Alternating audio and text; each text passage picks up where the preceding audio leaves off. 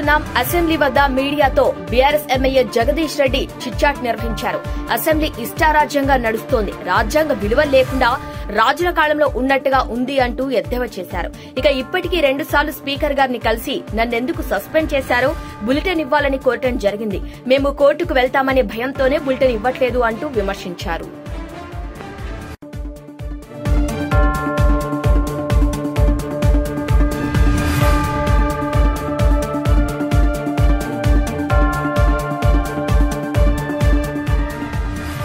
Breaking news చూస్తున్నాం. Assembly వద్ద మీడియాతో బీఆర్ఎస్ ఎమ్మెల్యే జగదీష్ రెడ్డి చిట్చాట్ నిర్వహించారు.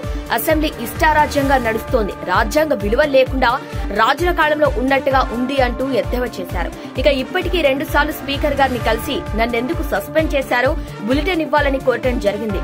మేము కోర్టుకు వెళ్తామనే భయంతోనే బులెటిన్ ఇవ్వట్లేదు అంటూ విమర్శించారు.